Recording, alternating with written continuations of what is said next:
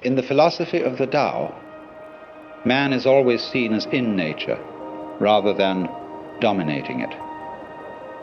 The whole conception of nature is as a self-regulating, self-governing, indeed democratic organism. But it has a totality. It all goes together, and this totality is the Tao. When we speak in Taoism of following the course of nature, following the way, what it means is more like this: doing things in accordance with the grain. It doesn't mean you don't cut wood, but it means that you cut wood along the lines where wood is most easy to cut. And you interact with other people along lines which are the most genial.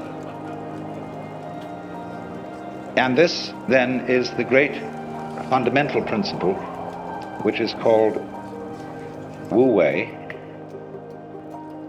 not to force anything. So Wu Wei is always to act in accordance with the pattern of things as they exist. Don't impose on any situation a kind of interference that is not really in accordance with the situation. It's terribly important then to have this feeling of the interdependence of every form of life upon every other form of life. You have to see that life, that the so-called conflict of various species with each other is not actually a competition. It's a very strange system of interrelationship, of things feeding on each other and cultivating each other at the same time. The idea of the friendly enemy, the necessary adversary, who is part of you. You have conflicts going on in your own body. All kinds of microorganisms are eating each other up. And if that wasn't happening, you wouldn't be healthy. So all those interrelationships, whether they appear to be friendly relationships as between bees and flowers, or conflicting relationships as between birds and worms, they are actually forms of cooperation. That is mutual arising. You have to understand this as the basis, apply this, not forcing anything, and you get spontaneity. A life which is so of itself, which is natural, which is not forced, which is not unduly self-conscious. You might say, as you look down at the water here, when you see the waves break, there are patterns in the foam. Now, if you watch those patterns, you know they never make an aesthetic mistake. Never. But they are not symmetrical, and they're very difficult to describe. They're wiggly.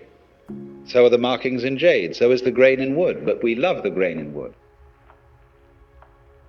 But in order to live it with full spontaneity, you have to be in a position where you no longer feel the symbol, the thought, the idea, the word, as a block to life. No longer feel it as something you are using as a sort of means of escape.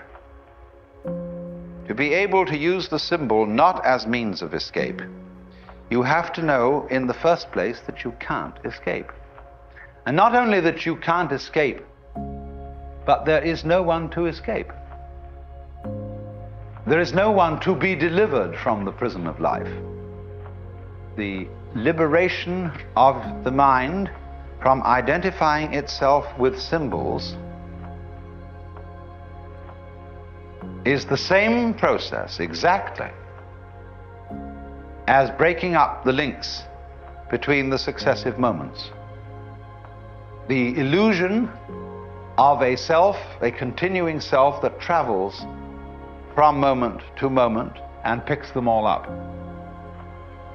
corresponding to the illusion of the moving water in the wave and the solid circle created by the moving cigarette point in the dark. This is the meaning then that there is no one who perceives anything, no one who experiences anything. There is simply seeing and experiencing. We introduce all these redundancies through talk. We talk about seeing sights, hearing sounds, feeling feelings. All that is irrelevant.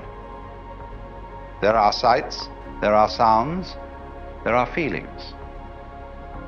You don't feel a feeling. The feeling itself already contains the feeling of it. You see? That's very simple.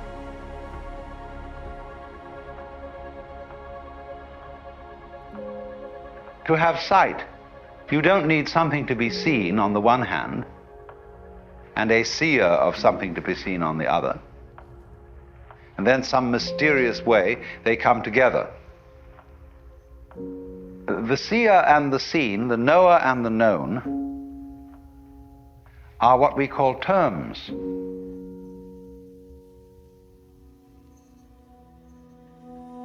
The reality is an experience which can be termed as having two aspects, two ends, the knower and the known.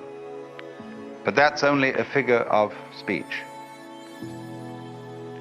Neurologically, this is true. Everything that you see is yourself. What you are aware of is a state of your nervous system. And there is no other knowledge whatsoever.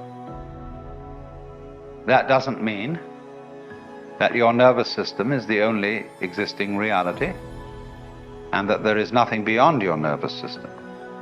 But it does mean that all knowledge is knowledge of you, and that therefore in some mysterious way you are not different from the external world that you know.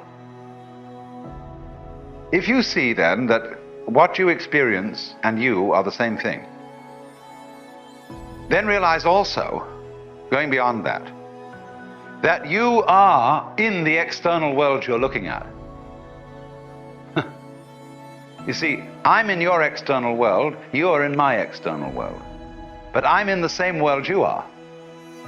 My inside is not separable from the outside world. It's something the so-called outside world is doing, just as it's doing the tree and the ocean and everything else that is in the outside world. Now, isn't that great, you see? We've completely got rid of the person in the trap, the one who either dominates the world or suffers under it. It's vanished. It never was there. When that happens, you see, you can play any life game you want to. Link the past and the present and the future together, play roles, but you know you've seen through, what do they call it, the great social lie? That one accumulates, owns experiences, memories, sights, sounds, and from that, other people, possessions, so on. It's building up always this idea of oneself as the haver of all this. If you think that, you've been had.